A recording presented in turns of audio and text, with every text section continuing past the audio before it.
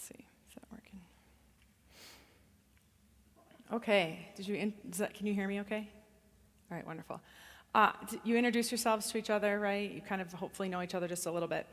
So I'll introduce myself. As Lizzie mentioned, my name is Kristen Bird. I am from Oshkosh, and I have been here before, actually. I did a homily series with Father Tom. It feels like a really long time ago.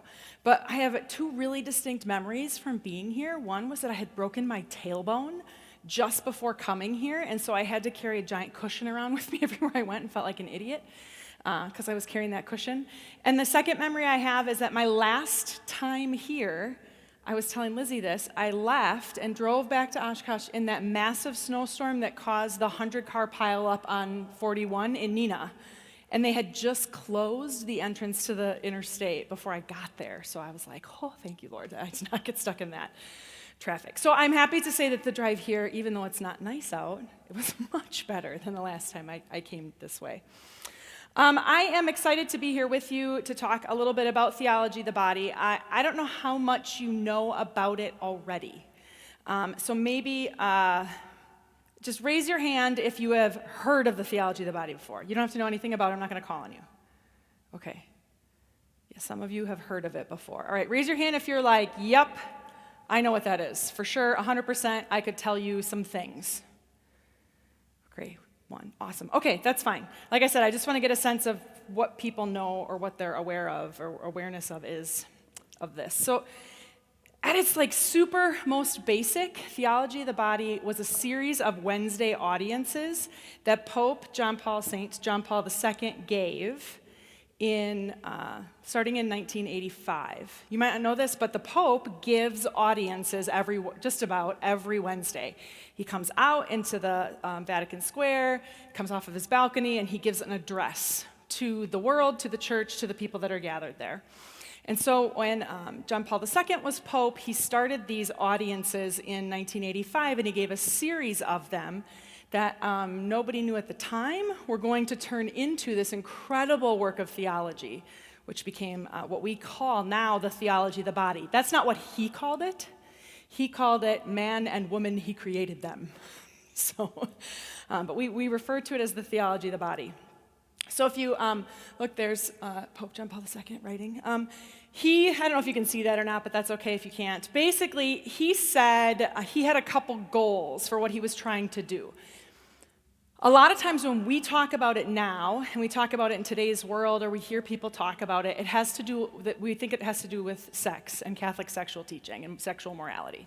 That's what a lot of people think that's the Pope's teaching about sex.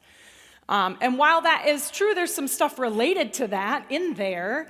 That's not what he was trying to do. He wasn't trying to tell people about what the church teaches about sexuality. He said what he was trying to do was a couple things. One, he was trying to help us have a new world view. Pope John Paul II grew up in Poland during World War II. And so he experienced communism firsthand. And he experienced the Nazis firsthand. And he experienced all the atrocity that comes from people not recognizing the dignity of another human person. He lived through it as a young man. And so he said, what we need in this world today and in our church is a new way of looking at the world, a new worldview, a new lens, if you will, to see everything through. Who we are, who God is, who he created us to be, what our purpose is, how we interact with God, how we interact with each other. His purpose was to have a new worldview. The second thing, one of the second things that he said was his purpose was to bring together the fundamental questions of our age. He was actually a youth minister before he became a priest, and then even once he was a priest, he ran, it's a poor analogy, right? But the equivalent of CYE, Catholic Youth Expeditions, in Poland with the young people there. He took them camping, he did rafting and all kinds of things in the outdoors with young people to bring them into experience of God in nature and then help them to unpack what that meant for their lives. And one of the things he recognized is that young people were asking fundamental questions, right? They don't care what does the church teach about X, Y, or Z. They care about who am I? What's my purpose? Why am I here? Why should I care? Those were the fundamental questions. And so he said that was another reason for writing and giving these audiences, was to really have some bringing together those fundamental questions and helping to provide not answers exactly, but ways of thinking about those questions. And then the last thing he said he wanted to do was to proclaim a gospel of the body. To proclaim a gospel of the body. So that's kind of what we're going to talk about today. What does that mean? And that's why it gets a reputation often for being all about sexual morality, because when we think about the body, that's where our brains immediately go, because we're very Puritan, especially in the United States and in the church. We think a lot that that's everything that the church has to tell us, or the most important things that the church is trying to tell us. And so that's where our brains go right away. But it was so much more than that, so much bigger than that for him. So that's what the Theology of the Body is, all right? It was a series of Wednesday audiences. You can now go buy those in English translation in a big, thick, fat book that is very dense, because John Paul II was a philosopher.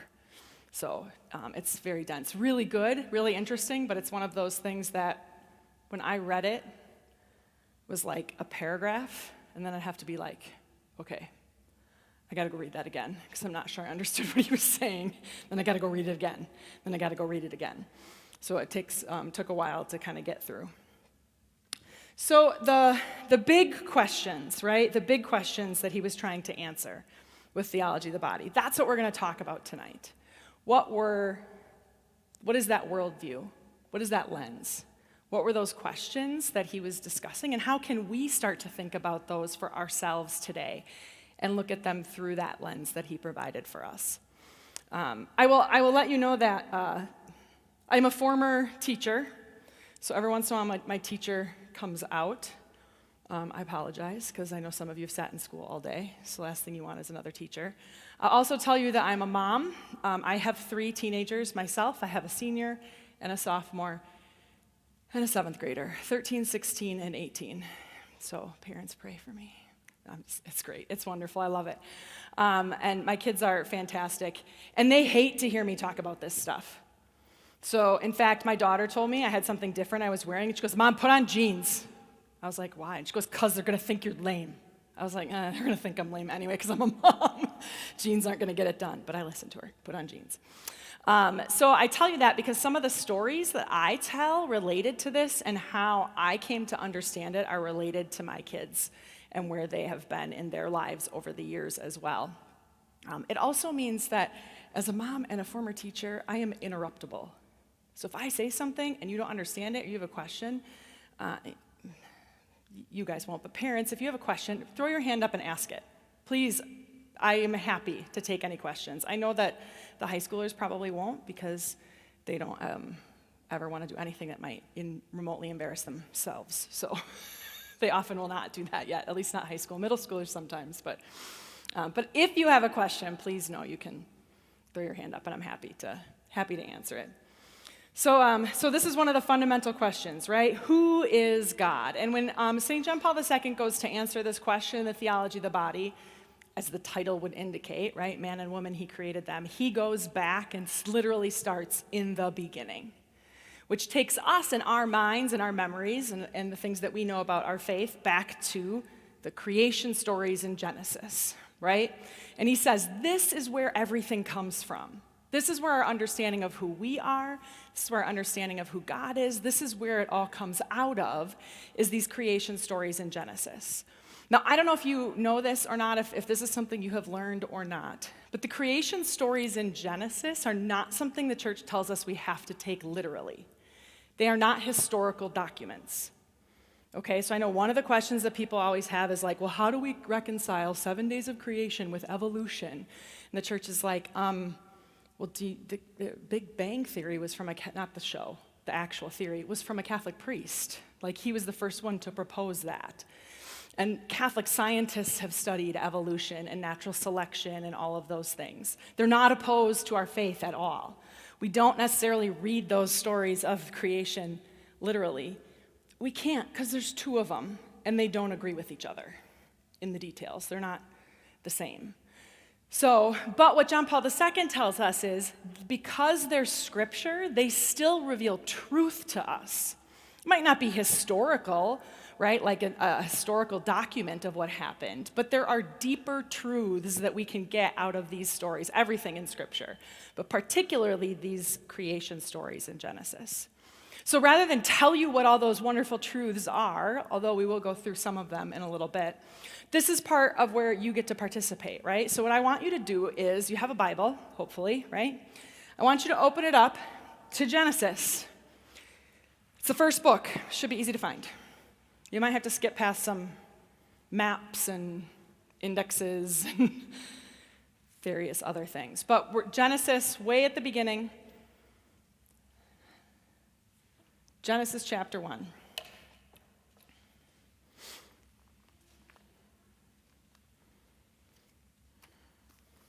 It literally starts in the beginning, right? That's the first line. That's the first line.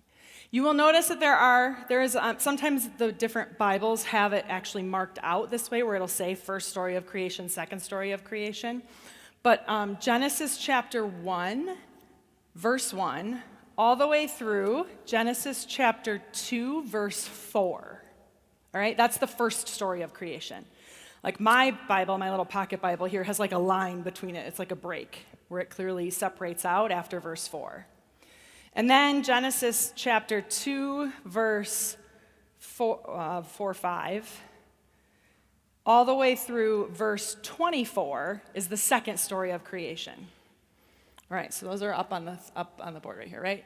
Genesis 1:1 to 2:4, and Genesis 2:5. We're not going to go all the way to 3:7. We'll just go to 2:24. But here's what I want you to do. If you're on this side of the church, you're going to take the second story of creation, okay? And if you're on this side of the church, you're going to take the first story of creation. I want you to, with your little group, I want you to read that story. You can decide if you want to read it out loud or to yourselves. Doesn't matter to me. But then I want you to answer these questions.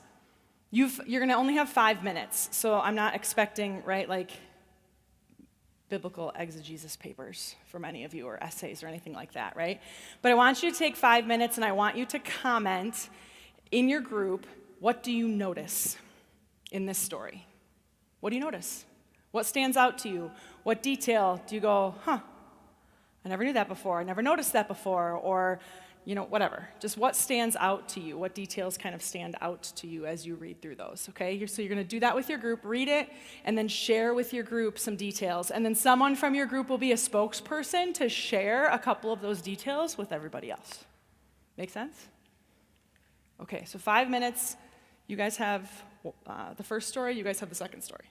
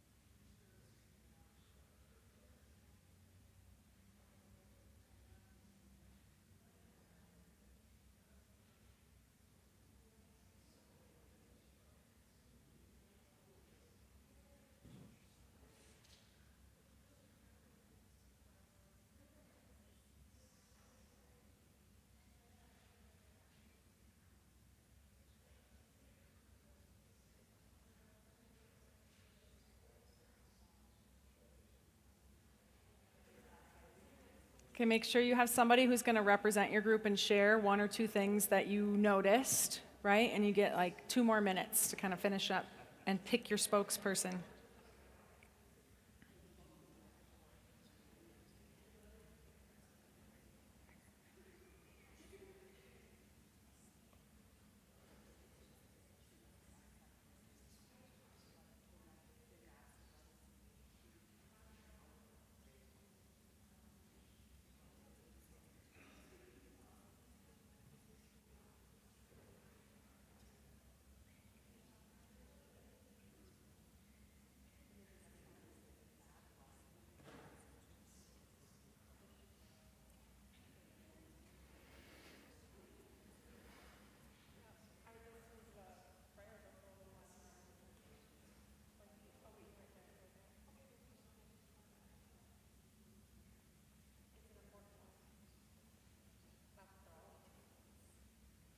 All right. Okay, so let's come back now, and I would like, we're going to start with the first story of creation.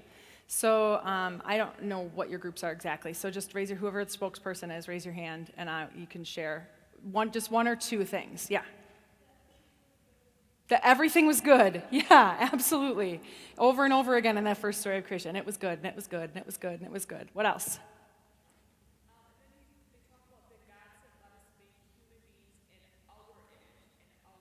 That's right.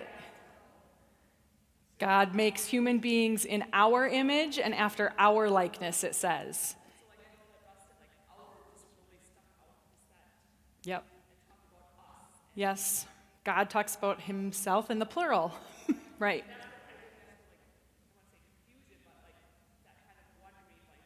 How does that work? We're going to talk about that. Other things from the first story. Yeah.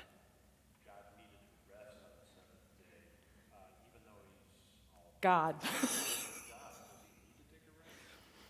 Yeah. Right. The fact that he rested, right? Even though he's all powerful and inexhaustible and like all of those things, and yet he still chooses to rest, and why? Yeah. And then we noticed also that after he created us, male and female in his image, that he blessed them and then gave everything that he had made. That's right. Yeah, absolutely. So they said that in that first story, right? After God makes man and woman, he blesses them and then gives them everything that he has just created. Anything else? First story of creation groups. Okay, second story of creation, I'm going to have you guys hold on to your things, okay? So keep them in the back of your mind, because we're going to come to you in just a second. So I'm going to tell you, like, brilliant, right? Of course. This is the thing, right, about the theology of the body, and what John Paul II had to say is that, although I say that a little bit facetiously, he really was brilliant and an incredible thinker. He noticed the same things, some of the same things that you all noticed just in our 5-minute reading, right? And what he does is he takes those things, those details, that sometimes we kind of just pass over, right? I mean, I have been a lector at my parish's Easter Vigil Mass for forever, because once you do that, right, you're like on the list, and then you're required for the dawn of time, like to be the lector. And one of the gentlemen in our parish that reads this reading, the first story of creation, is the first reading for the Easter Vigil Mass. And he has this great, like, radio voice. He's like, and then God said. It's like, it's kind of cool. But you start to tune out after a while, because the whole format of that first story of creation is repetitive. Right? The structure of it is so repetitive. And then God said, and it was so, and God saw that it was good, and there was evening, and then there was morning, or evening came and morning followed, right, the next day. So it has this really repetitive kind of structure to it that makes it easy to not notice those details. But you notice, like I said, some of the same things that John Paul II noticed. So he pulls out 3 really important truths that are revealed to us about who we are or who God is, just from this first story of creation. And the first thing he pulls out is that God is the author of creation.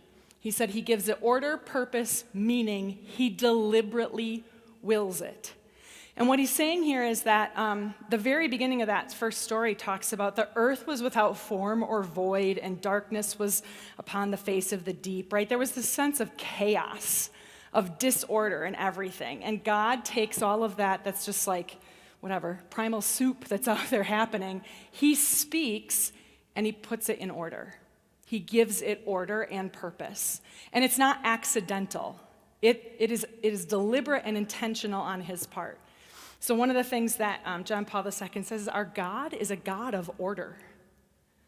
He likes things to have meaning, to be intentional, right? Not random, not accidental, not just chance, not a roll of the dice, but purposeful in the fact that there even is an order in that first story of creation, that things are created and that it matters that way. So that's one of the things he notices. The second thing he notices is that God's creation is good. Right? That God's creation is good. It's such a simple word, but it's so important for us to understand that everything God has made is good because he's a good father, because he loves us. And he gives it, all that goodness, to humanity.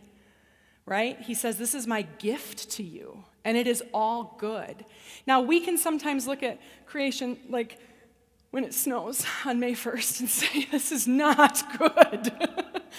Right? But before the fall, before things kind of go wrong in Genesis chapter 3, at the very beginning, God's creation was good. Everything was perfect. Everything worked exactly the way it is intended to work. Right? All of the land works the way that the crops work, the animals, like human beings, they all live in this like perfect relationship and communion that just everything works the way it's supposed to because it's good, because he created that. He created it that way. And then the third truth that he talks about is that man and woman reflect who God is, right? We are created in the image and likeness of God. And we'll talk in a second about the plural side of that, but just the idea that we are made in his image and likeness, there's something special about us. And in fact, what does God say after he creates man and woman? It is very good, right? All the other days it was good. He creates male and female, he creates man and woman, he creates humanity, and now it is very good.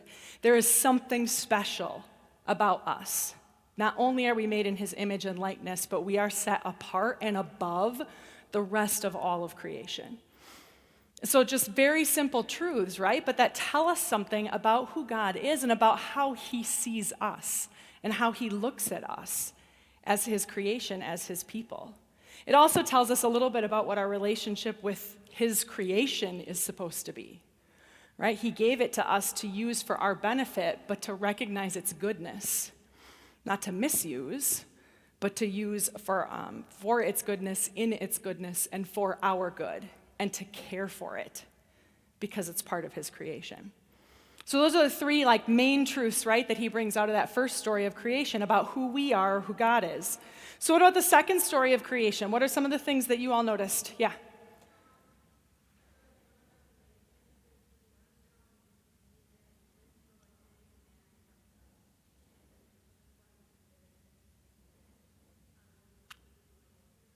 Yes.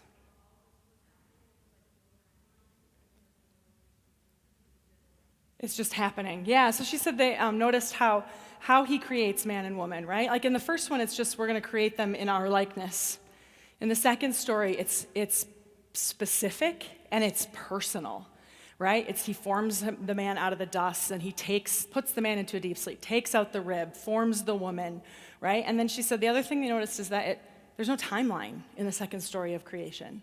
All of creation kind of just happens without this sense of different days or different, right, seasons that are happening as it goes on. It also happens in a different order because it actually says really explicitly here that he creates people before there's any vegetation, right? He actually plants the garden after he creates man. Other things you noticed about the second story?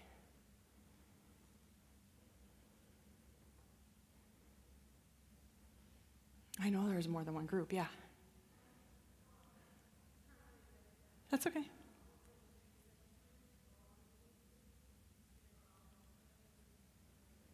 Right, all of the trees that God plants in the garden, all of them give food or give fruit.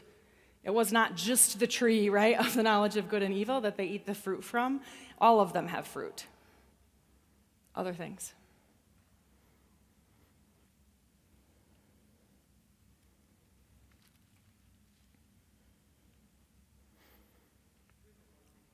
That's fine.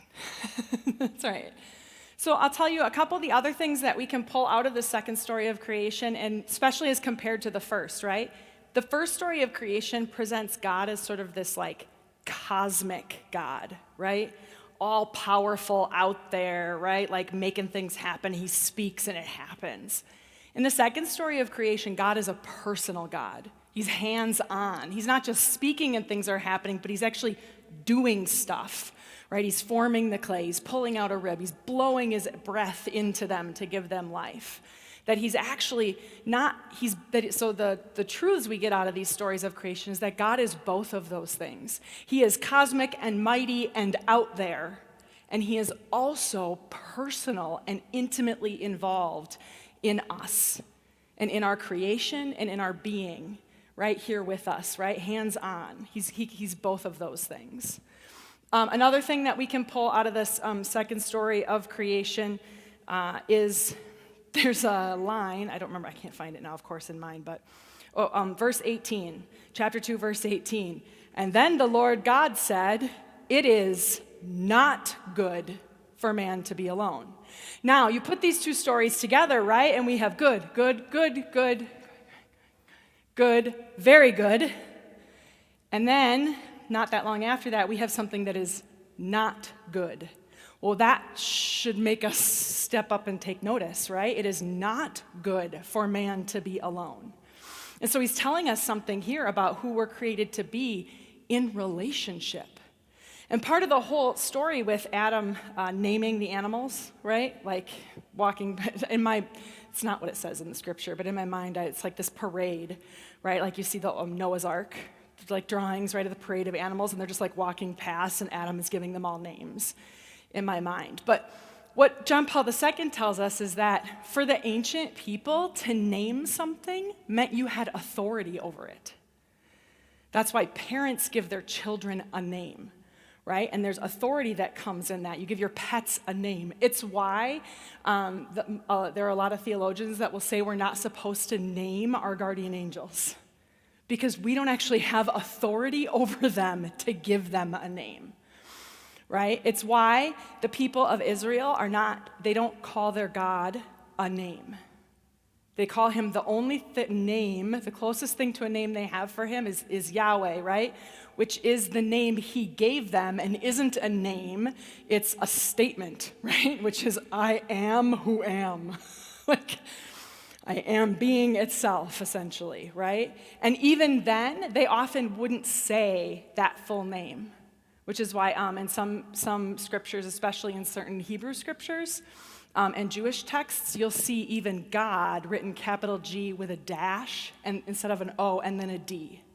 Because there's this sense of like to name something that you had authority over it. And so we have to be super cautious about giving a name to anything or anyone, especially God. And so there's a sense then that means that Adam has this recognition as all these other creatures are coming past him. Adam has a recognition. These aren't made for him.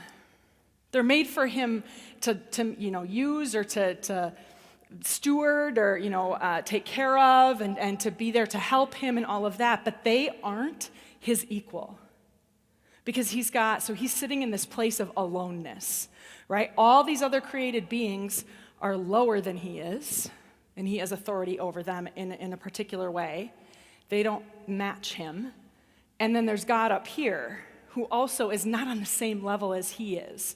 And so God's not like saying, oh shoot, I made a mistake. He's acknowledging to Adam something Adam is already recognizing. It is not good for you to be alone. And so I'll make a suitable helpmate for him.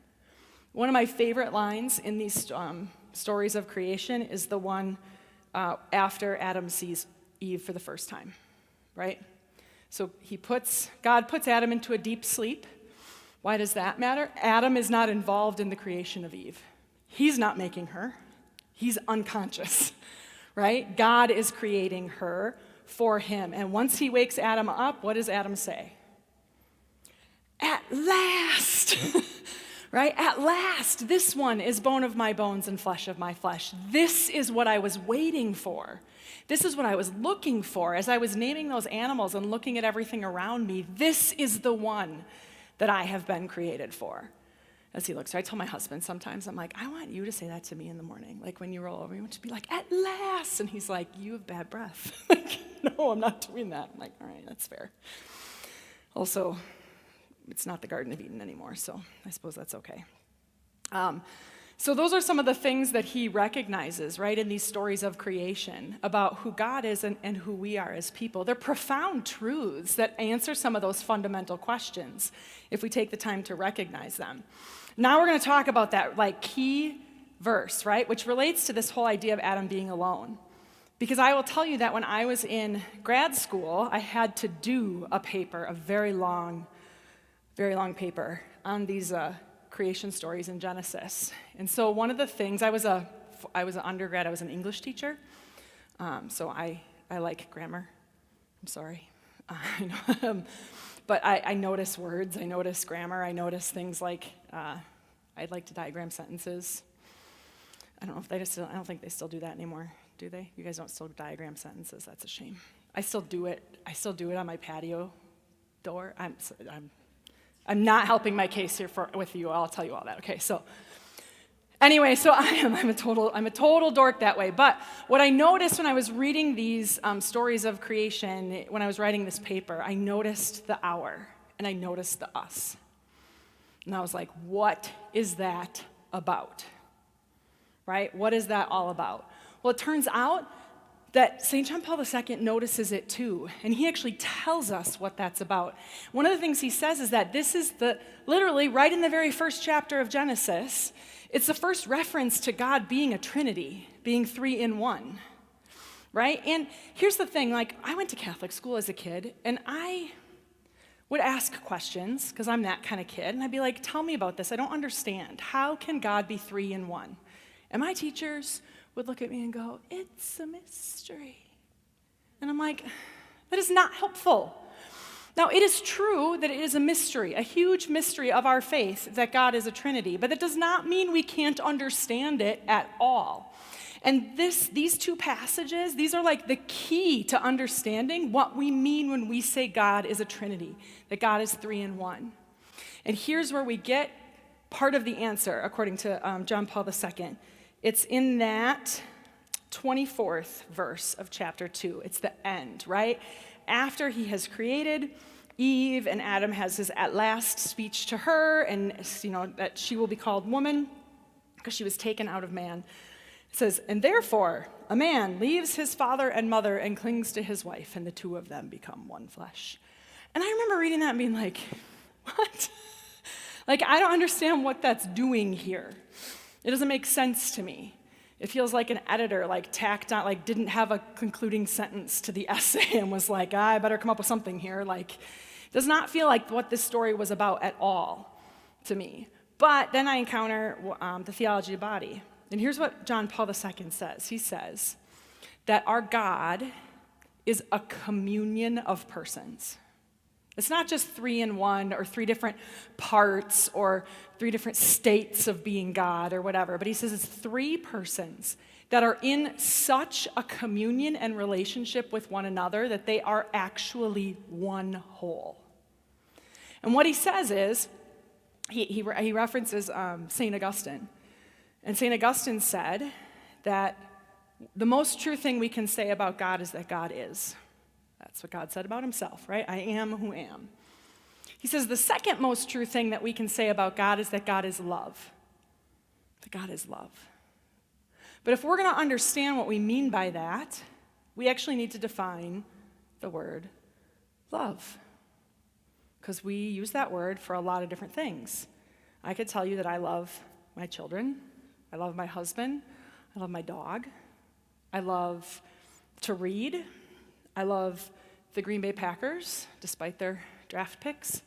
I love cheese. I absolutely do. If I could eat one food for the rest of my life, I would pick cheese. I can tell you that I love all these things, and I don't feel the same way about each of those things, right? That would just be weird.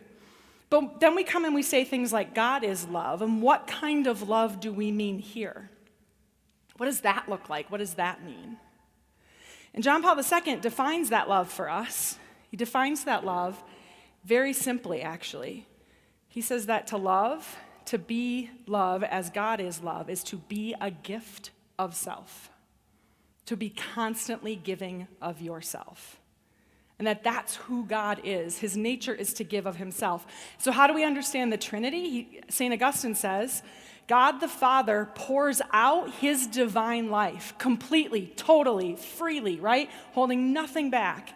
God the Son receives that gift of very self of the Father, right? And receives all of it and pours himself back to the Father in return, holding nothing back, freely, totally giving everything that he is back to the Father.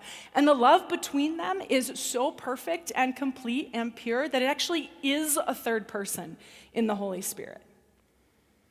And so they are, the Catechism of the Catholic Church says, that God, Father, Son, and Holy Spirit, the Trinity, is an eternal exchange of love, of gift of oneself. And so again, we can't totally understand it, but it helps us to understand a little bit more. It helps us to understand a little bit more when God says, let us create man in our image. It's not just creating in the image of a guy in the sky with a beard like Santa Claus, right?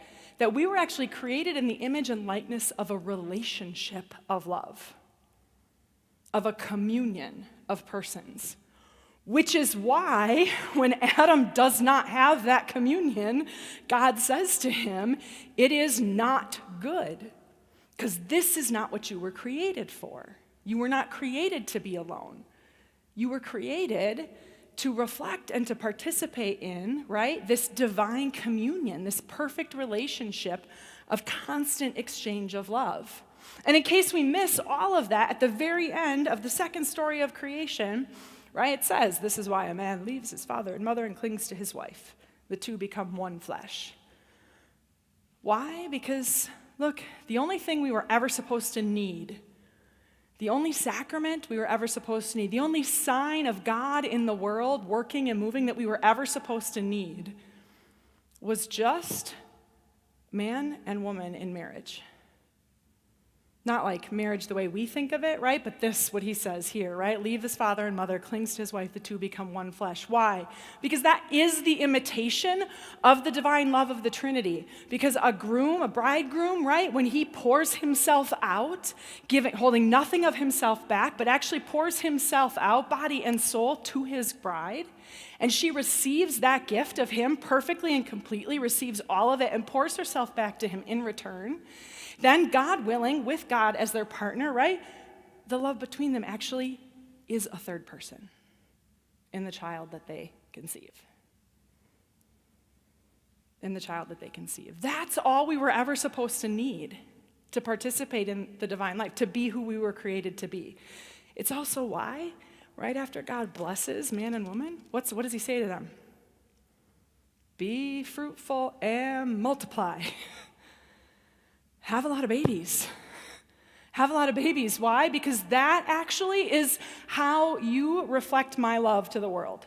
That's how you participate in that divine life. At least before Genesis 3. That's all we need.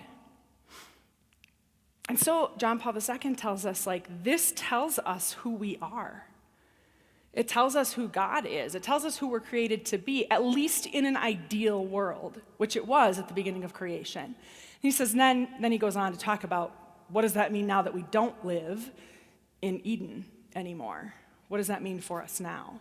But it's important for us to understand that. You see why people think theology of the body is all about sex, right? But it's not about sexual moral teaching. It's about understanding that literally written not just into our soul isn't the only thing created in the image and likeness of God, but our bodies are created in the image and likeness of God, which is why it says right after that verse about man leaves his father and mother and clings to his wife, it says what? The man and his wife were both naked, and they were not ashamed. Now, when I was a kid, I was like, that's a really funny detail to include right at the end of the stories of creation. But why does that matter? It matters because it reminds us that when they looked at each other, they actually could see written in their bodies how they were supposed to interact with each other and how they were going to reflect the divine, how they were going to participate in that communion of love that they were created for. And they looked at each other and only saw that. There was no shame, there was no lust, there was no, right, like, I could like use you for my purposes or any of that. It was just this relationship will bring us into relationship with God and will help us be God in the world. And so one of the really biggest truths that John Paul II brings out of the Theology of the Body is that, I'm sorry. It was the one that was on before this. Oh no.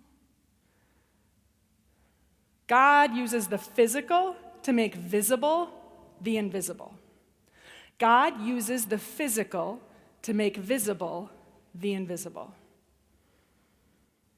Our being created in his image is actually invisible, right? We can't see God. We can't see the Trinity. We can't see the inner workings of that communion of love. It's not possible for us to see it.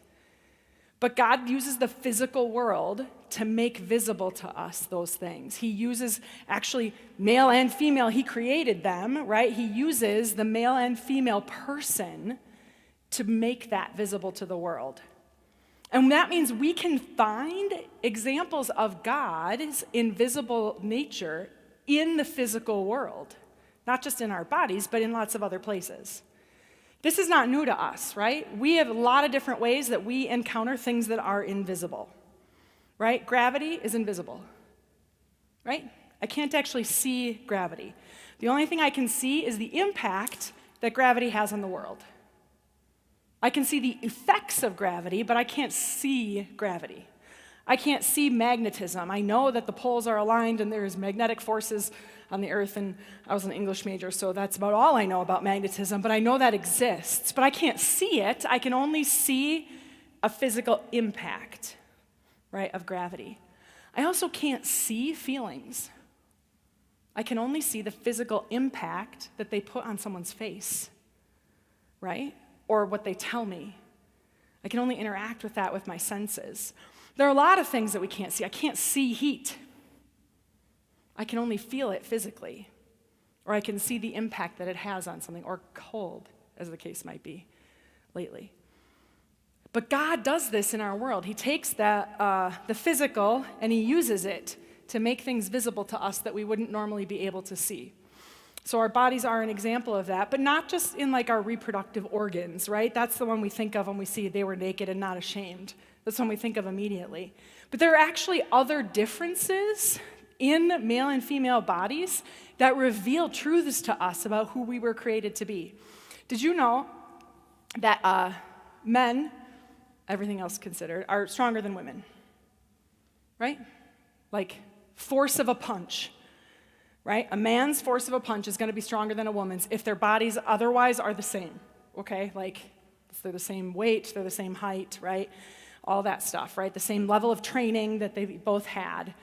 If a man punches, the force of his punch is going to be stronger than a woman's. But everything else considered, a woman can run longer than a man. She has more endurance. If their bodies are exactly the same, they've had the same training, right?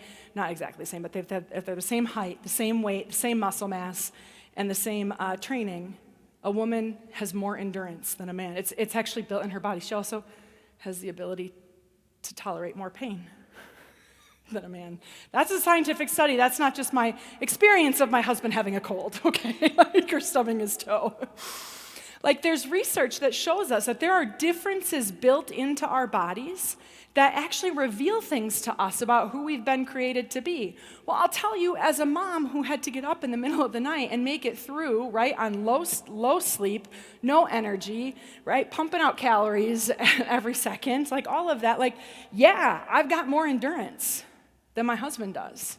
And I can tell you that if an intruder were to break into our house, not only is my husband bigger, but I want him fighting because he's stronger than I am. I want him protecting us in that way, right? Like we have these things that are written into our bodies and to how we were created that make us different from each other, that reveal to us this invisible reality of who God has created us to be. So there's lots of different examples of that. We don't have time to go into all of them, but this is one of the really big truths that John Paul II brings out. I didn't want to forget it. But I want to talk about love a little bit more. So, we were created for love. We talked about this. This image up on the screen there, This is an icon of the Trinity. It's called Rublev's icon of the Trinity. And you'll notice that the three persons of the Trinity are sitting around a four-sided table, right? And the reason I love this icon of the Trinity is because it reminds me of who I was created to be. I was created to participate in and reflect the divine life, right? That communion of love. And the way it reminds me of that is that if I am the person looking at the icon, looking at the picture, right? I literally have a place at that table that has been set for me. There's a cup there, right? It's on this edge of the table as the person approaching it and looking at it. There's a place set for me. Because that's what we're created for, is to participate in this divine life, in this divine love. But again, so that means to be a self-gift. But what does that mean and what does that look like? I think, I don't have a picture of him, but we have a dog. We have a mini golden doodle named Eddie that we got because my husband is a softie. My daughter had to have spinal fusion surgery when she was in 7th grade from T4 to L3. She's got 2 titanium rods, 24 screws, and 1 hook, she will tell you, right? To straighten her spine because she had pretty severe scoliosis. And my husband was a dog person until we had kids, and then he was like, I do not need more mess makers in my home. That was all a dog was to him. He's like, no more dogs. We're done with dogs. But then our daughter gets to be, in 7th grade and has to have this surgery, and the only thing she wants is a puppy. My husband is like, well, okay, I suppose. But we have people in our home that are allergic to dogs, or have not major dog allergies, but slight dog allergies. So we get the golden doodle because they're supposed to be hypoallergenic. They are. But I was working at home at the time that we got the dog. And so despite the fact that my husband was the one who agreed to the dog, not me, okay? My husband was the one who agreed to the dog, and the dog was supposedly for my daughter who had just had surgery. Guess who took care of the dog?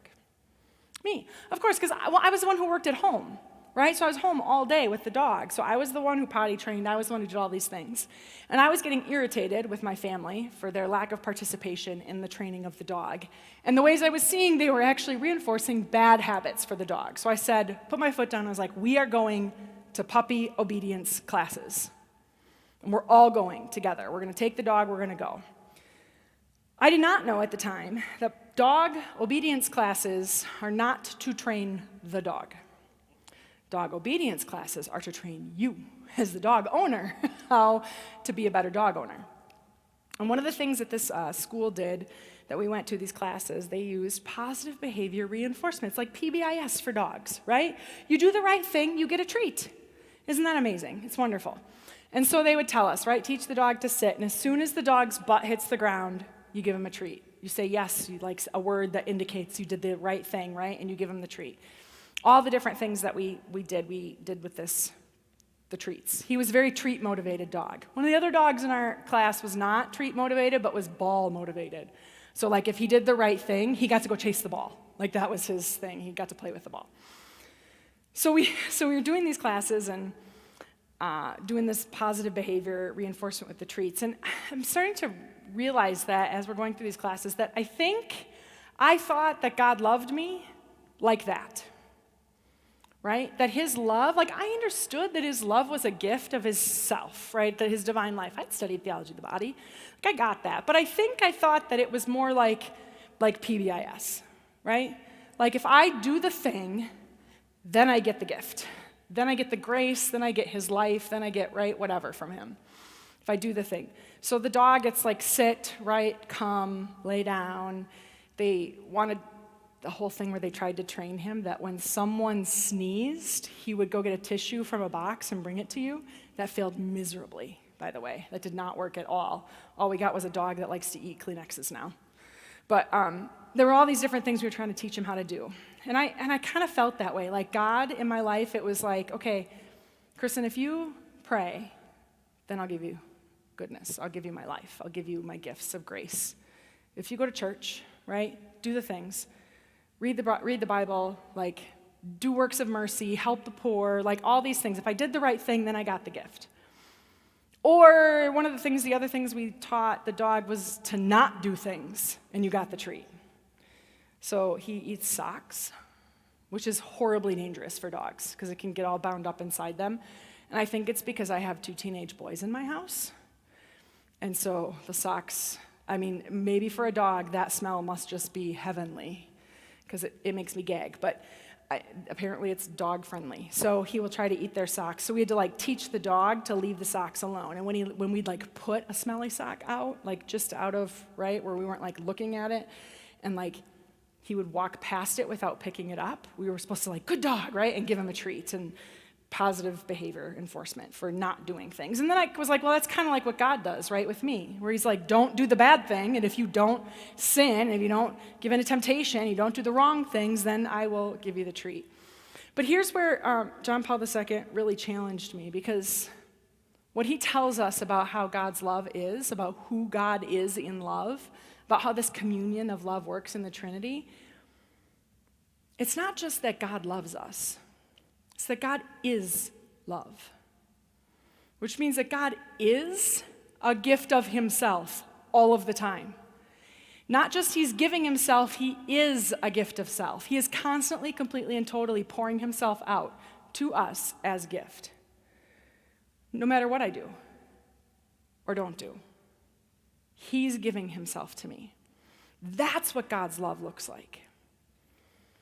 I don't experience it that way, because I have all kinds of things that get in the way, right? I have my own baggage where I'm my hands are not actually free to receive the gift because I got other stuff that I'm carrying I don't want to let go of, because I'm broken and wounded and I have issues that haven't been healed, and so I'm cracked, and the grace he's pouring out in me is running out all over the floor, right? Because I'm stubborn and I just say, no, thank you. I don't want that right now. Right? All these reasons that I don't actually live up to that, but that's not who he is. Who he is actually complete and total gift of self. And this is really hard, I think, for us to understand, for us to grasp, for us to kind of interact with. So we are going to do a really quick little thing to understand this love a little bit better, all right? There are 4 different types of love in the Bible. There's lots more types of love than that, but there's 4 different types of love that are talked about in the Bible. When the Bible uses the word love, it's using one of these 4 types. And the first love is eros. That is erotic, romantic love, right? Eros is not bad. It's not bad. It's not wrong. Ask anyone who has ever been married, right? You want some of that in your relationship for sure. You can't be without that totally. But it's not enough on its own, because it can be a little bit self-centered. It can be a little bit more about just me, right? So that's the first type of love. Second type of love down across that is, I think it's pronounced storge, but I've heard it a couple different ways. That's natural affection, like what parents have for their children, right? So I love my kids. I would do anything for them. And there's a bond there, a natural affection I have for them that, to be honest, I don't necessarily have for other kids, even cute kids, where I can be go away. You annoy me. I don't like you.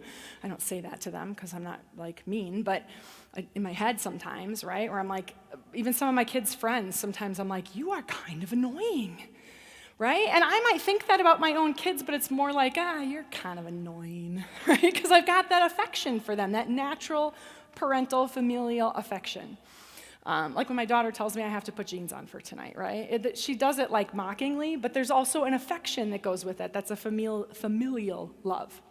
Then there's philia. That's brotherly love. That's a friendship love that unites and brings people together as community, right? And then there's agape, and that's the kind of love we're talking about with God, right? Unconditional, complete, and total gift of self. Now, there are thousands of songs out there about love. And if I knew you all better and had more time, and if we had more time, I would actually ask you, give me your favorite love song. We're going to listen to it, and we're going to talk about what kind of love it is, right? But we don't have time to do that tonight, so I had to pick some songs. And I apologize because I'm certain that my songs are a little bit out of date, but too bad, because I'm the one up here, so you have to listen to my love. songs.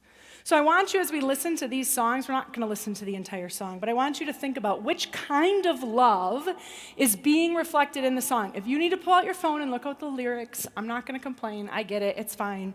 Use your Shazam or whatever if you need to. But which type of love? Is it that eros love, that familial storge love, the filial love, or the agape love you think they're talking about in these songs? All right, so here's the first one. We won't listen to the whole song, but...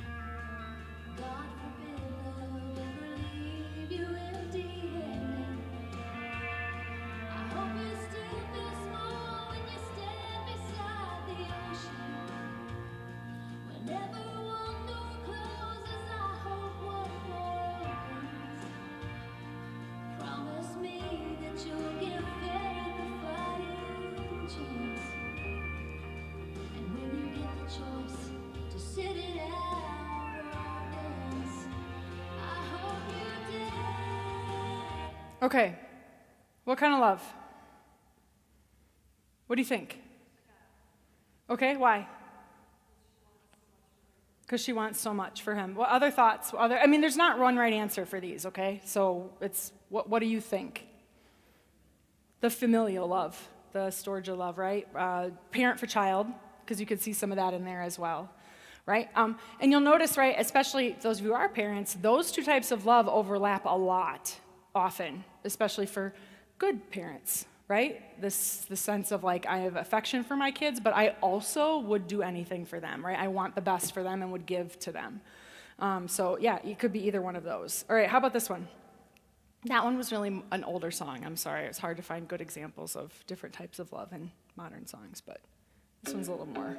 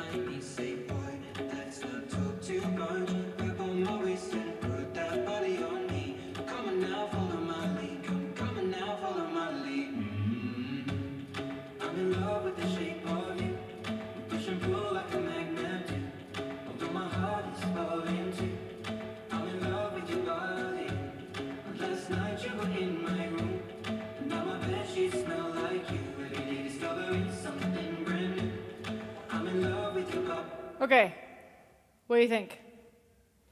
Yeah, there's definitely more eros in this one, right? Clearly. I remember the first time I heard that song, I was like, this song's awesome. Like, it's got a cool beat and like whatever. And then I was like listening to the lyrics and I was like, ooh. And then my daughter reminded me it's not nearly as bad as some of the songs I listened to from the 70s and 80s rock. And I was like, you are not wrong. You are not wrong at all, right? Again, not bad necessarily. I mean, the fact that the bed sheets smell maybe later, right? They just met at a bar.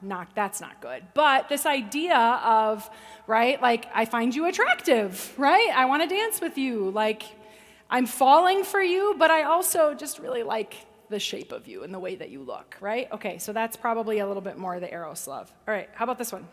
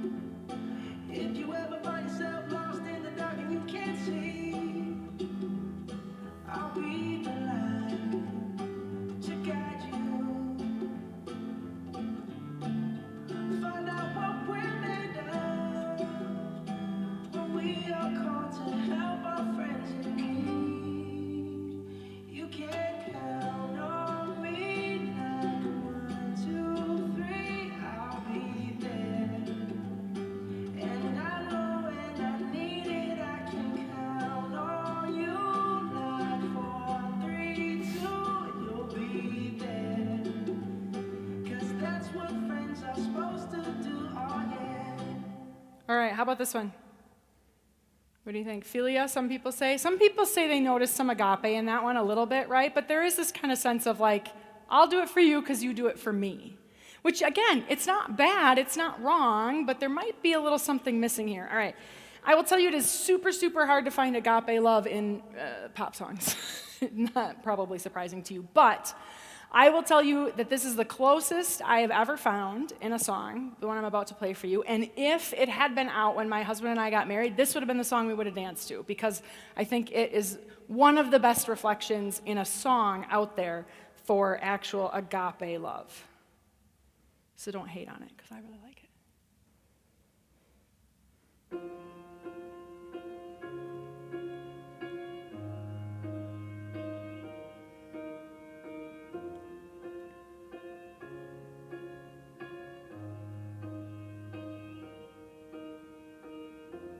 What would I do without your smart mouth? Drawing me in and you kicking me out. You got my head spinning, no kidding. I can't pin you down. What's going on in that beautiful mind?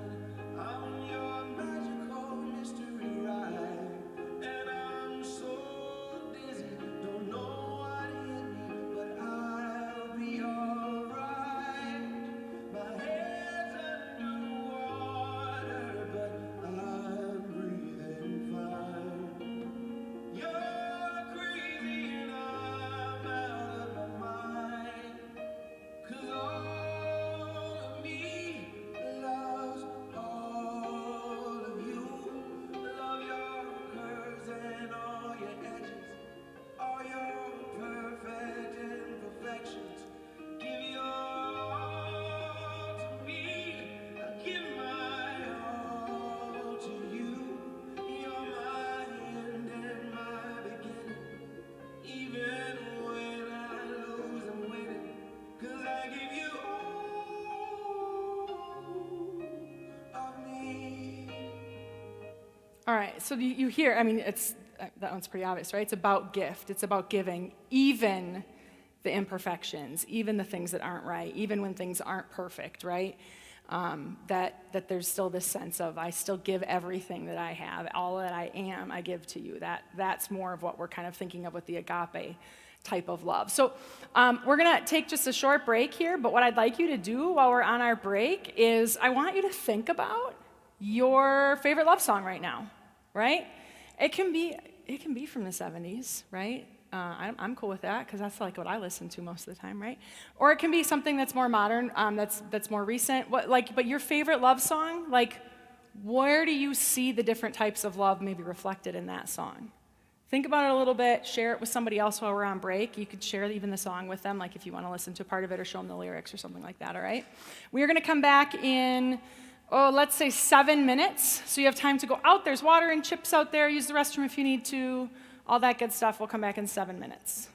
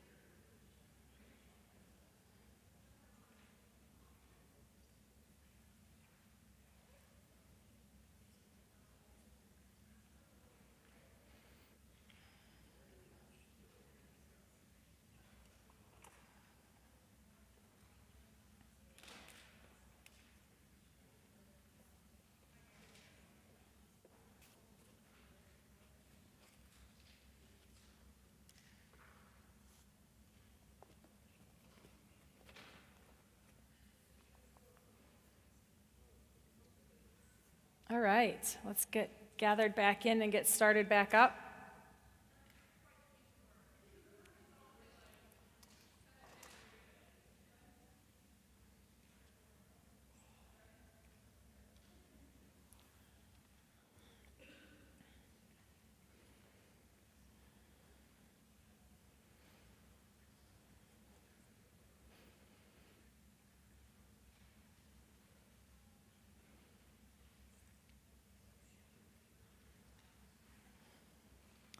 So we're not going to dive into Genesis chapter 3 because we don't have a lot of time, but that's the next place that John Paul II goes in the Theology of the Body, because he's talking about what happens. Like, we've got this perfect communion, right? These perfect relationships with people, with each other, right? Adam and Eve with each other, with God, with all of nature, right? Like, everything is just working in this amazingly perfect communion, and then everything kind of goes to hell, literally. And so what happens there, he goes into a lot more detail in, but I do want to touch on it just briefly because it's related to what our response is to love often, to when someone else is giving themselves to us or offering that for us, including God. One of the things that he talks about is how... So the fruit trees, right, that all the trees that had fruit in the garden, and it says specifically in that second story of creation, right, that there was the tree of life and in the center of the garden, and there was the tree of the knowledge of good and evil. And that was the one that God said, don't eat the fruit of that tree. And a lot of people are like, but was he just trying to trip them up? Was it ooh, I'm going to put this big temptation here just to make sure you can prove your love for me? And the reality is that it's not how that works. So in order for something to be a gift, it has to be able to be rejected. Have you ever received a gift that wasn't really a gift? A gift that you were not free to reject? My mother-in-law, who I love dearly and is a wonderful lady and raised my husband, and I am so grateful to her for that, right? Just in case she ever sees this live stream, Vicki, you're amazing and I love you, okay? You never know. But one year, she gave me perfume for Christmas. I have never in my life worn perfume, and even back in the, as my son likes to tell me, the 1900s, when I was in high school. I'm like, don't say it like that. Way back in the 1900s when I was in high school, right? I didn't even use the Bath & Body Works fruit sprays, right? That you did the whole cloud and then walked through. I didn't even do that. I didn't like any of that stuff. It bothered me. I've never used perfume. I never used any of that stuff. And my mother-in-law got me perfume for Christmas one year. Not only did she get me perfume, but she got me her perfume. As much as I love my mother-in-law, I do not want to smell like her, okay? She smells lovely on her. She's a little heavy-handed with it, but it smells lovely on her, right? I didn't want to smell like that. It was not a perfume made for someone like me, okay? It was made for someone like her. And so I was gracious and thank you so much, and totally felt like this is not actually a gift because I am not free to reject it. There's no way I can look at her and say thank you, but no thank you, right? Because there's no way that would work. Now, it didn't really feel like a gift. Right? It felt like a kind thought that she had tried to do for me with a little bit of obligation attached to it.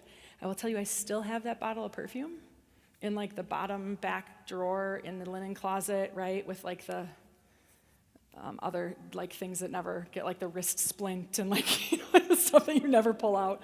Just in case I ever get asked about it someday, because it might happen. And somebody told me once, they're like, when she passes, you're going to be so grateful you have that bottle of perfume. I'm like, I don't know that I will be, but okay, right? It didn't feel like a gift. So a gift is only a gift if you're free to reject it. And so for him to be giving a gift of himself, right, to us as people, we have to have a way to reject the gift. We have to have the ability to say no. If we don't have the ability to say no, then we're just robots that God's pushing around, or just pieces on a chessboard, right? That he's just moving, and we don't have any ability to choose anything for ourselves. And that's not what he wanted, and that's not who he created us to be. And so he puts this tree there, not as a temptation, but as hey, you have to actually accept this gift from me. The other thing that's important to know is that the English translation, right, calls it the tree of the knowledge of good and evil. But a better direct translation is the tree of the ability to decide what is good and what is evil. It wasn't just knowing the difference between good and evil. That tree represented the ability to ordain goodness and evil in the world, to say this is good and this is evil. Well, that ability belongs only to God, right? That he's the only one that can do that. And so when they ate that fruit of that tree, what they were saying was, we want to be like God. We want to be able to decide for ourselves.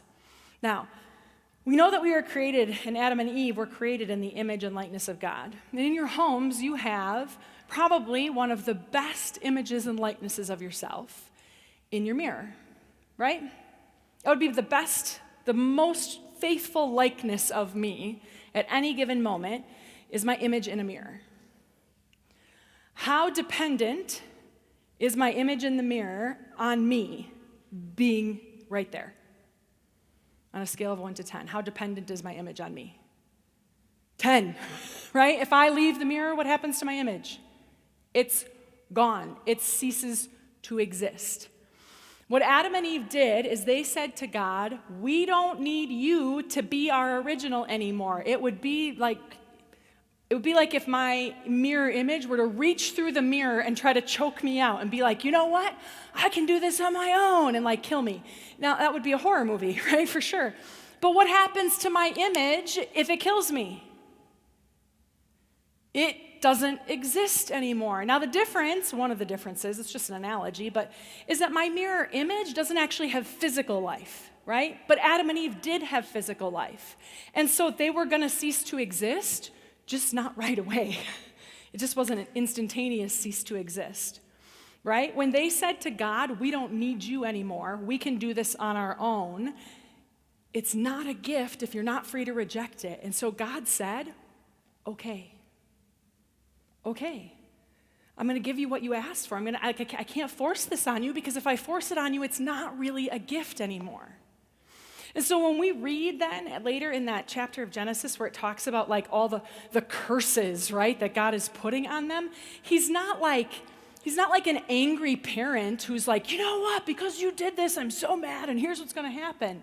He's like, here's the effect of your choice that I'm going to honor. You are going to die someday, because my life was the only thing sustaining you forever. And so once your physical life doesn't exist anymore, you don't have me, that breath of life that I put in you, and so you're going to die. But it also means that because they chose to reject the gift, it didn't just break their communion with like life, it broke every communion that existed in the beginning of creation. It broke their communion with one another. So now they have, right, they like cover themselves out of shame. They recognize their nakedness and they're like, oh no, now this is not good. Why? Because now I can see that it's not just about gift. When we talk about shame and lust, what's really happening there is, John Paul II says, the opposite of love, which is not hate. Because if love means to give of myself, well, I actually have to give of myself to hate you a little bit. Don't I? He says the opposite of love is use. Because I don't have to give anything of myself to use you. To see you as an object that can be used for whatever I want to use you for. What happened is in that moment when they broke that communion and shame entered the world, like Adam looked at Eve and was like, I could use you. And immediately his reaction was, oh no, that means you could use me too. That's not right. And the same thing happened with her. And so they cover themselves because they don't want to be used, which is right. They're not supposed to be. It's not what they were created for. That's why they cover themselves and run. So it breaks their communion with each other. It breaks their communion with God, because what happens, one of my favorite lines, other favorite lines in this story is it's like, and then like God came walking in the breezy time of the day like he always did, right? Like after this happens, and where are Adam and Eve? They're hiding from God.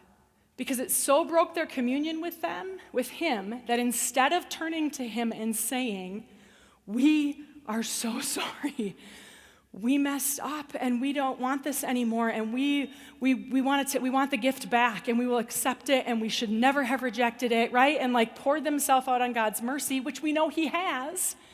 Instead, what did they do? First they hid, and then when he calls them out, what do? They literally start blaming each other, right? Eve is like, well, they blame each other and the snake. Like, it's just like blame game all around. In fact, Adam actually goes so far as to blame God. He says, the woman who you put here with me gave me that fruit to eat. Like, it's your fault, God, because you're the one who put this, like, how far we came from at last, right?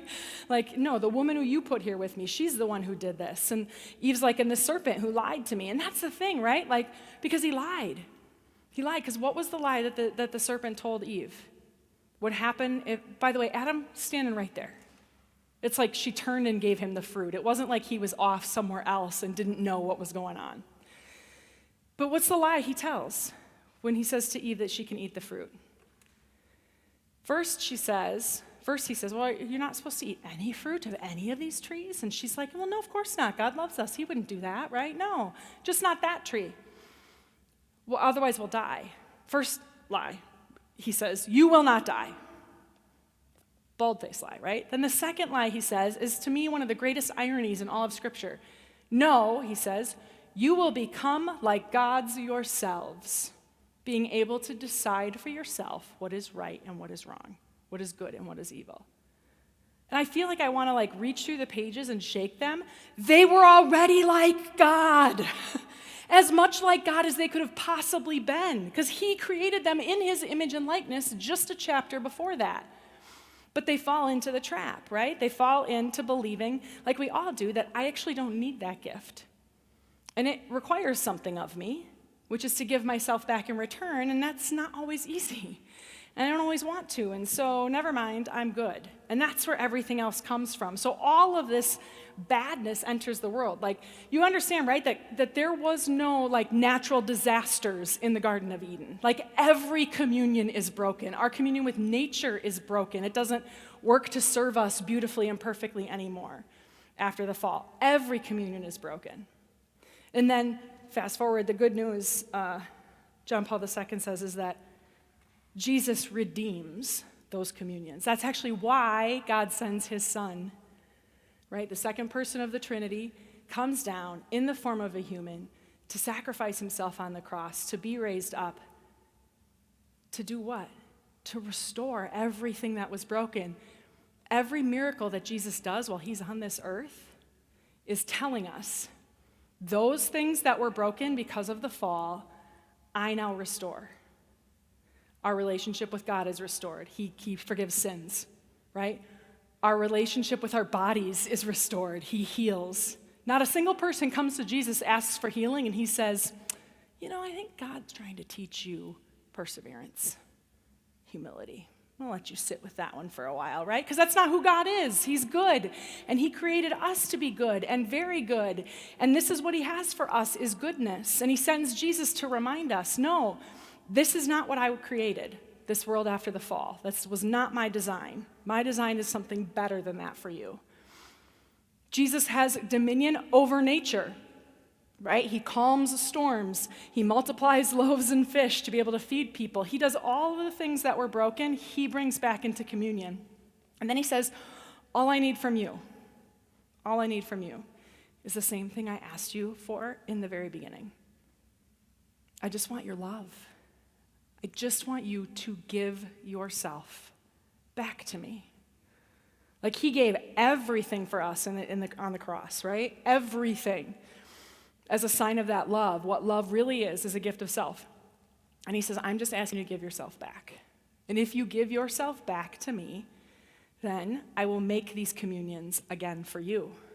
I will restore these broken communions in this life and in the next. All of them won't be restored in this life, right? But eventually, ultimately, we will be back in that place of perfection with other people, within ourselves, with God, with nature, all of it. So that's kind of the story that John Paul II is pointing us toward. He's saying, look, this story of creation, we lost that because we've lived so much time in this world of brokenness. Between the fall and Jesus' restoration, we spent so much time in there that we've forgotten who we were actually created to be and who we were made to be and how we were made and who God really is. Because let's be honest, we do the same thing. We do the same thing Adam did, right? We say no, thank you, to God. I don't need you to be the original. I don't need you to tell me. I'll take care of it myself. We experience the natural consequences of our actions as parents, right? That's like the ultimate, right? If you can, instead of like punishing a child, if you can actually just let them experience the natural consequence, doesn't that always go better, right? God lets us do that, experience that, because again, it's not a gift if you can't reject it. And we turn around and go, what have you done to me, God? And he's like, it wasn't me. It wasn't me. I'm just trying to love you. I'm just trying to give myself to you. And so we have we have lots of responses, but 3 possible responses to that love that we can have. I think that these responses are possible responses are best captured in the movie Frozen. And the reason I believe that is not just because that those songs like stuck in my head and were a thing, right? A thing for a long time in my house, but because you guys all know the movie Frozen, right? I don't have to like tell anyone the plot, okay? Because Anna and Elsa are like the perfect examples of the 2 responses we have when we're faced with brokenness, when we're faced with, right, want God trying to love us or another person trying to love us, and the 2 disordered responses we can have. We can be like Elsa, Ice Queen. I am going to shut myself off and away from everyone because I have been hurt before. I will not let anyone bust in through these walls. I am going to do my own thing. I'm going to just lock it down, right? I won't be around anybody because love, to give yourself means to sacrifice and to hurt sometimes, right? And nope, not going to do that. So I'm shutting it all down. Or we can be like Anna, who, after her experience of pain and suffering and loss, literally throws herself into the arms of the very first man she sees once they open the castle walls again. Literally. Jumps right into his arms, right? And is like, you, all of you, anyone, I'm happy. I'm going to give it all away. I'm going to give everything away except my actual heart. But everything else, yeah, that's fine. That's fine. I'm not going to try to protect. I'm not going to see it as valuable. I'm not going to see it as worth, right, as having worth of myself. I'm going to give it, not in a sense of love, of self-gift, but I'm going to let myself be used by anyone who wants to, as opposed to Elsa, who says, I will never let myself be used. I'll never even risk the possibility I might be used. And so she shuts herself down. And what we're called to do is to say, look, we need to find the middle path, which is to allow ourselves to be vulnerable with other people, to give of ourselves and not use other people, and to give ourselves back to God and trust that what he has for us is goodness. And when we are broken and when we have suffering and when we get hurt, because we will, because we still live in a world after the fall, and we turn to Jesus and say, I need you to heal this for me. Because that's what you do. You bring healing and restoration to every place of brokenness. I need you to do that for me so that I can be in right relationship again, so I can be who you've created me to be again. So yeah, the theology of the body, it's kind of about Catholic sex teaching, right? But it's about so much more than that. It's about how do we see ourselves? How do we see ourselves in relationship to God, in relationship to one another, in relationship to the world? How do we recognize that God is a good Father who gives us good things? He is not the cause of badness or evil or suffering in our lives or in our world. And he's constantly pouring himself out to us. He sent us Jesus to restore everything that was broken in us so that we can receive that gift that he's constantly pouring out to us. And every time we turn to him, we say, Lord, I need you to heal in me, restore in me, make right in me again the places of brokenness that I have so I can receive that gift better. That's it. That's because we can't love if we're not loved first. You can't give what you don't have. You can't give what you don't have. So we have to be able to receive that love first so we can give it to others. Mother Teresa said, where do I have her in here somewhere? Well, maybe I don't. I thought I had her quote in here. Well, there she is. Mother Teresa said, the world today is hungry not only for bread, but hungry for love, hungry to be wanted, and hungry to be loved. This is every one of us. Because it's what we were created for. So when I have my kids ask me, why do I have to go to church? Why can't I just go pray on a mountaintop by myself? I say to them, well, we live in Northeast Wisconsin, and there are no mountaintops. So there's a topographical barrier to that desire of yours.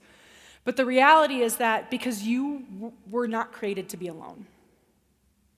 Because literally when God looked at Adam and he was alone, he said it was not good for man to be alone. Because we were created for communion, for community, and for relationship.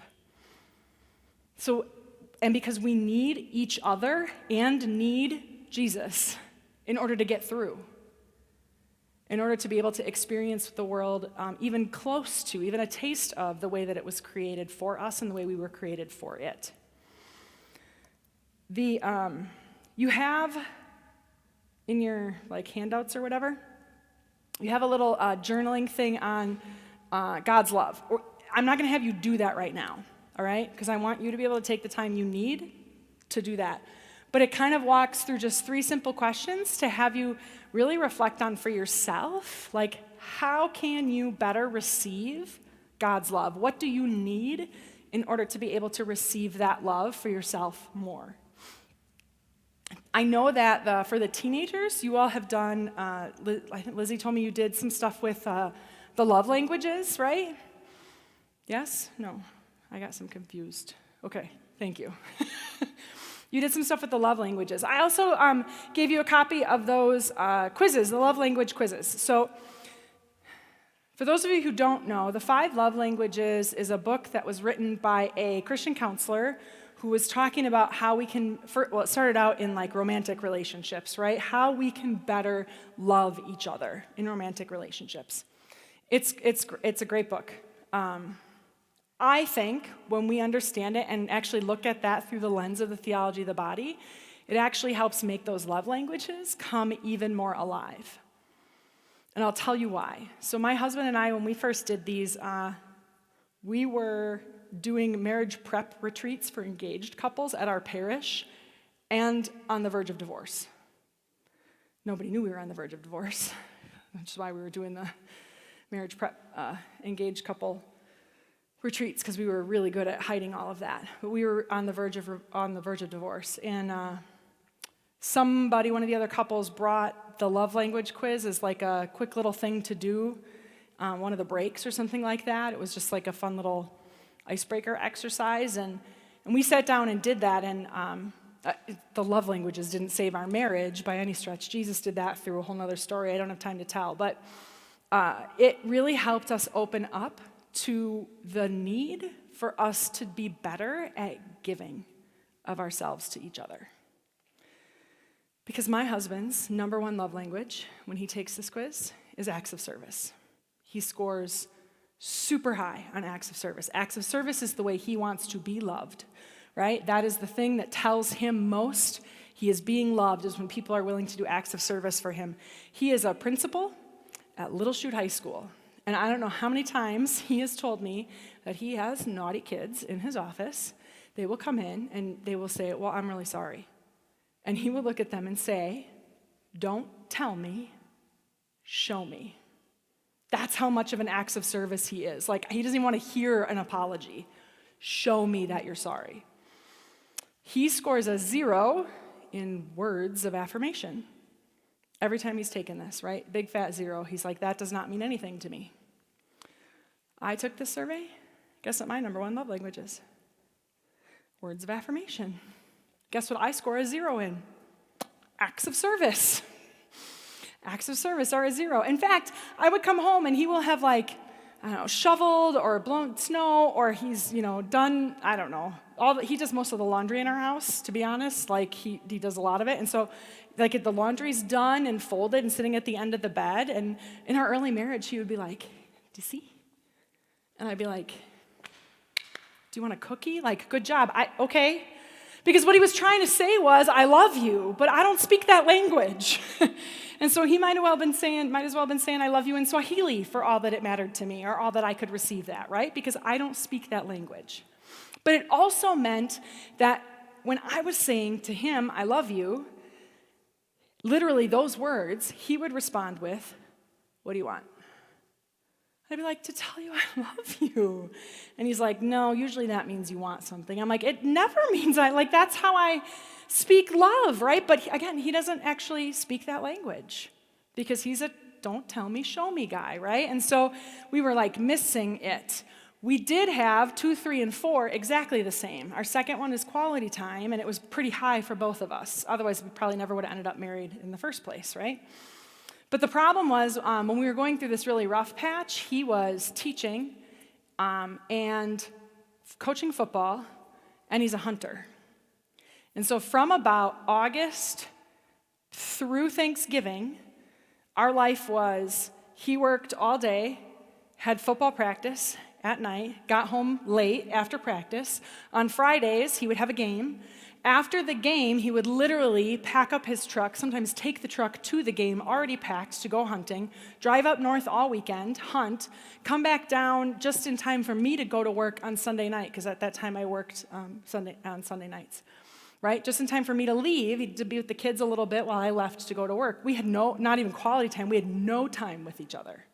And we would have that for months, so we were ready to kill each other right after Christmas was coming. Hey, Merry Christmas, we can't stand each other. Because we weren't spending any of our, or speaking each other's love languages at all in that time.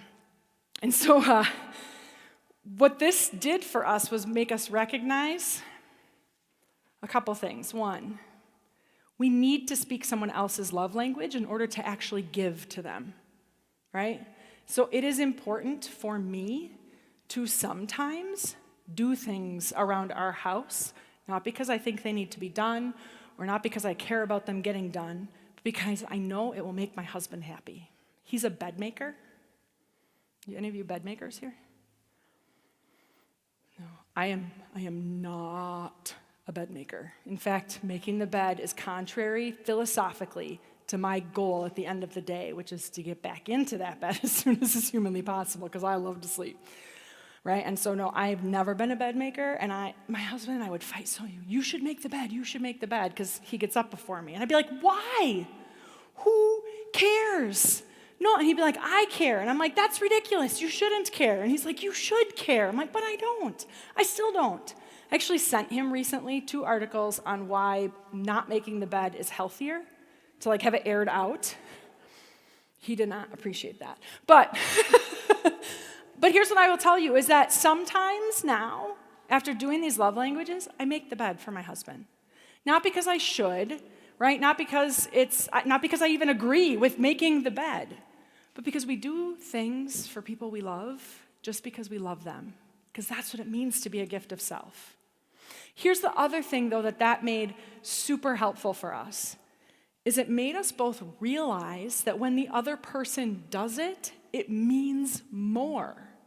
If we had never done the love languages and hadn't looked into what our love languages were, if I started making the bed, my husband would have been like, dang straight, it's about time, right? He wouldn't have appreciated it as much. He would have been like, good, finally. That's what I've been telling you to do. But now when I make the bed, he comes home, he walks in, he's a little bit weird about it. He'll be like, you made the bed. I'm like, you're weird. Because he knows it means I had to actually think about him and try and do something to make him happy, because it doesn't come naturally to me to do those things. It's a super specific and tiny little example, but do you see how when we actually are willing to step out of what is easy for us and do hard things for people we love, it means more because it's a sacrifice, because it's a gift of myself. It doesn't mean as much if it's something that's just easy to do, right? Because I'm not really giving, I'm just doing because it's easy for me to do that. My husband does this too. Whenever he knows I'm going to give a talk somewhere, he will make sure to either call me or text me. He puts it on his calendar when I'm supposed to give a talk. And for an hour before the talk is supposed to start, he will either call or text me, depending on what his status is, to say to me, you're going to kill it.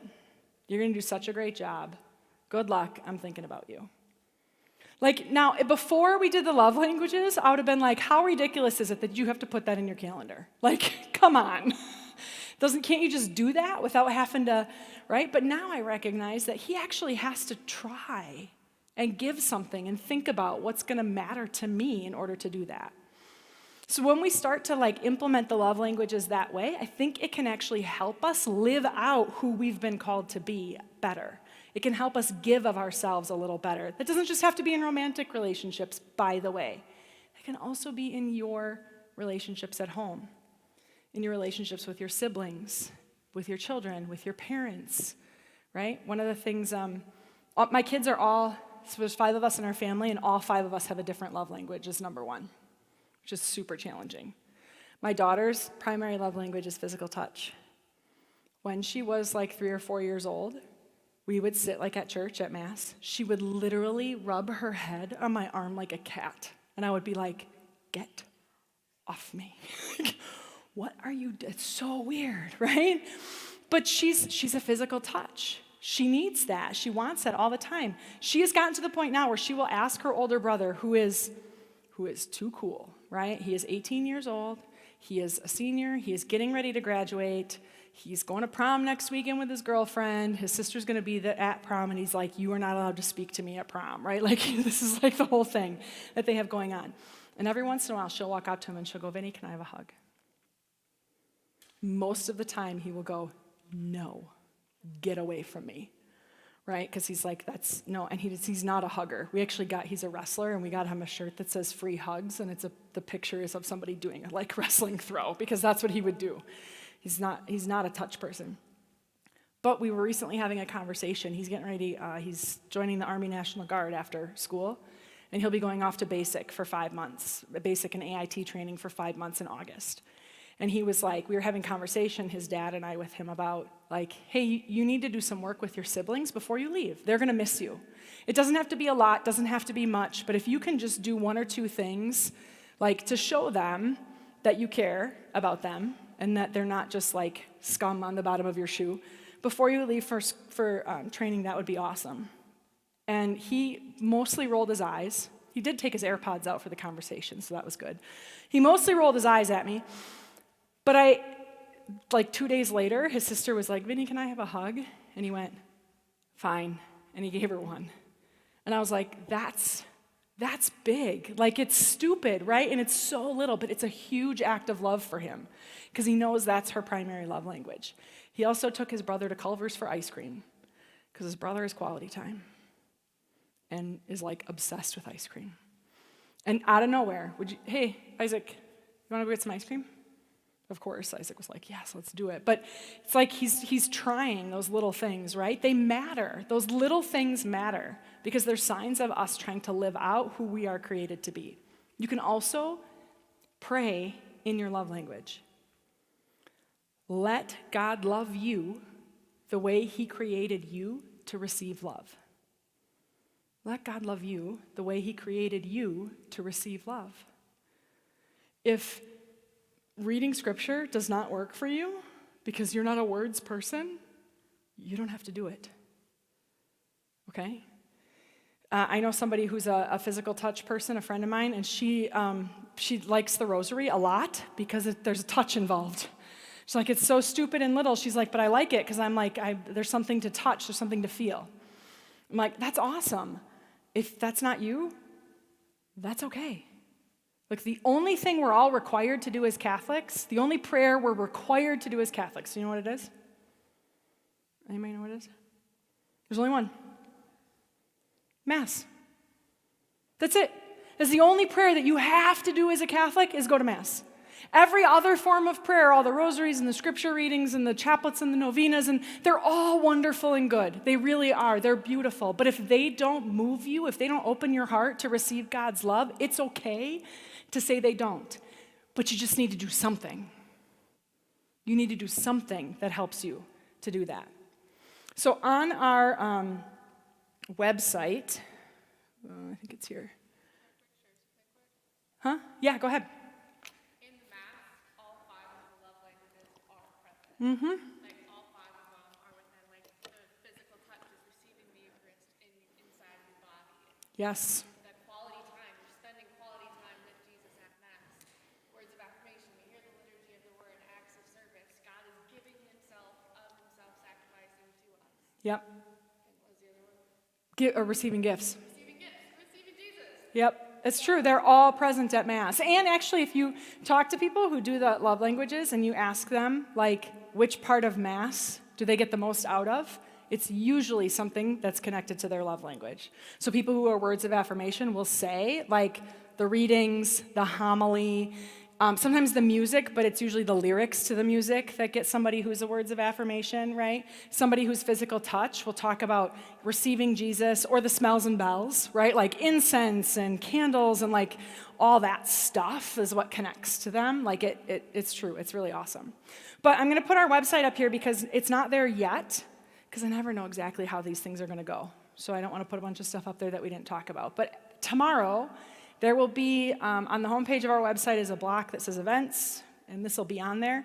And we'll have a reflection packet of resources based on what your love language is, some ideas on how to pray with that love language. Those have come from other people that we've done, like we do full love language workshops on how to pray and what that looks like with those. And it's mostly ideas that have come from people who have that love language telling us this is what works best for me in prayer. So we've got a whole bunch of those that will be on our website, along with some other resources on theology of the body if you're interested in it or have other things that you want to explore. You're also welcome to get in touch if you have questions. I'm happy to answer them. There's also folks here at your parish that are super knowledgeable about that as well and can answer any questions that you have. But the only official homework assignment, right, that I'm giving you to take out of here is to do the love language quiz with your parents or child, and to talk about what your primary love languages are and how you see that played out in your family. Okay? All right, any questions before we end? No? Okay, so I have a prayer. I did not put it up on the screen, but I have a prayer I'm going to read to close us out. I call it my Theology of the Body prayer. It's not from Theology of the Body. It's actually from St. Ignatius of Loyola. But I think it fits with everything we've been talking about love being, right, a gift of self. So we're going to close in the name of the Father, and the Son, and the Holy Spirit. Amen. Take, Lord, and receive all my liberty, my memory, my understanding, and my entire will. All that I have and possess, you have given to me. To you, O Lord, I return it all. All is yours for you to do with what you will. Give me only your love and your grace in return, for that is enough for me. Amen. In the Father, Son, Holy Spirit. All right, thank you all. Like I said, tomorrow, burningheartsdisciples.org is the website if you're interested in more information.